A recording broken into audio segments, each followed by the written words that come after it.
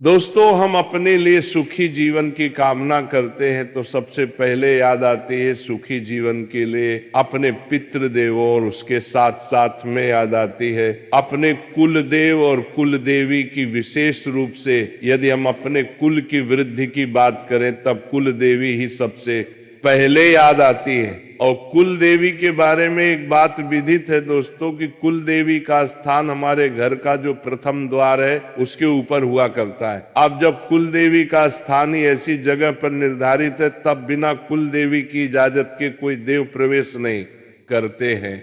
यही कारण है दोस्तों कि जो कुल देवी की मान्यता नहीं करते हैं, या बहुत से लोग तो अपनी कुल देवी के बारे में जानते ही नहीं। दोस्तों, ऐसे में हम कितने ही देवों की पूजा करें फलित नहीं हो पाती, क्योंकि जब तक अपने ही नहीं तब दूसरे भी नहीं। सबसे पहले अपनों को मनाया जाता है, उसके बाद दूसरों को बुलाया जाता है।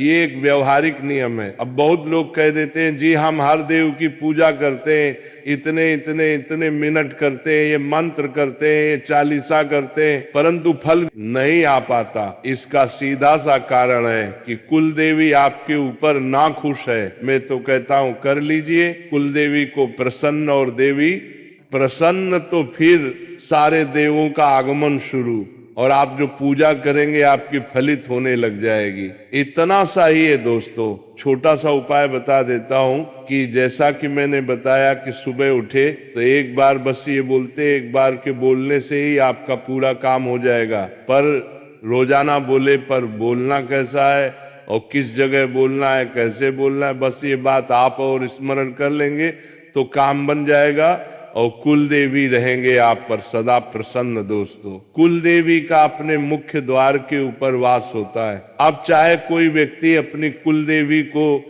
ना जाने तो भी कोई बात नहीं, वास फिर भी होगा, और जाने तो भी होगा।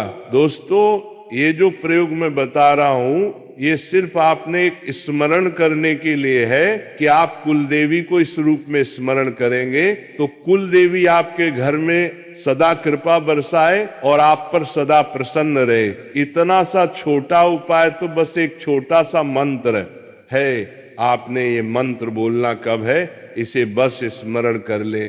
जब भी आप उठते हैं दोस्तों, सुबह उठते हैं, कितने ही बजे उठते हैं, पर जब पहली बार घर के दरवाजे को क्रॉस करके बाहर जाते हैं, चाहे आप नहाए नहीं नहाए, आप शंका समाधान के लिए गए नहीं गए नहीं गए, कोई फर्क नहीं पड़ता। जब पहली बार दरवाजा क्रॉस करके बाहर जाते हैं, आपने ये काम करना कि क्रॉस करने के बाद एक बार अपने घर में मेन गेट में वापस आए और दरवाजे में खड़े हो जाएं और अंदर की तरफ ही मुख रखें। जैसे दरवाजे में प्रवेश कर रहे, दरवाजे के द्वार के सेंटर में खड़े हो जाए बस।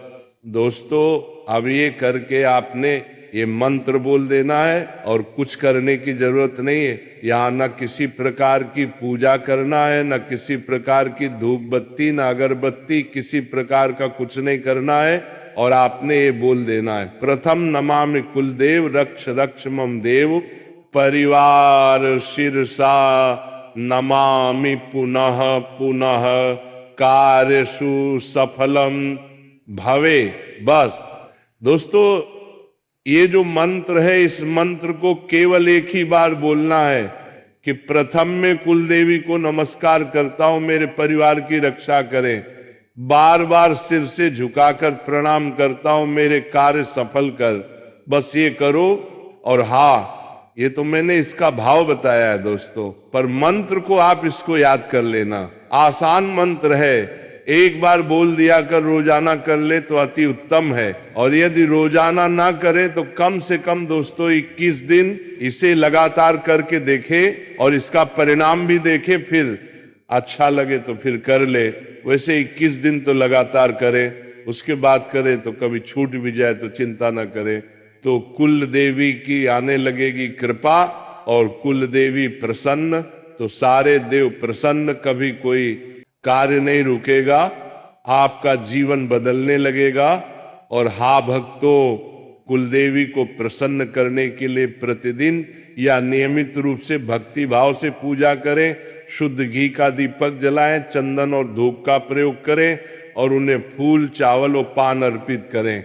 घर में रोजाना कलश में जल रखें, रसोई की पहली रोटी देवी के नाम पर निकालें और अपनी आय का कुछ अंश किसी अच्छे काम में दान करें। साल में एक बार अपने कुलदेवी के सिद्ध पीठ स्थान पर जाकर पूजा अर्चना करना चाहिए। अब यदि आपको अपनी कुलदेवी का पता नहीं है तो आप अपने परिवार के बड़े बुजुर्गों या गोत्र के विद्वान से पूछ सकते हैं। यदि इससे भी पता नहीं चलता तो आप भगवान शिव और माता पार्वती की पूजा कुलदेवता और कुलदेवी के रूप में कर सकते हैं, क्योंकि वे सभी देवी देवताओं में श्रेष्ठ हैं और उनकी पूजा से ये प्रार्थना पूरी हो जाती है।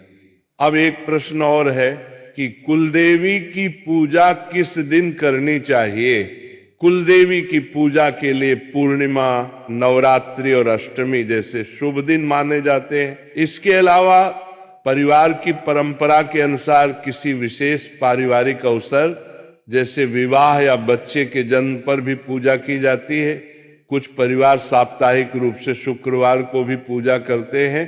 हालांकि सबसे सटीक दिन और विधि जानने के लिए परिवार के बुजुर्गों से पूछना सबसे अच्छा तरीका है। कुल देवता को प्रसन्न करने के उपाय, मंत्र व तंत्र क्या है? कुछ नहीं, सुनो मेरी बात।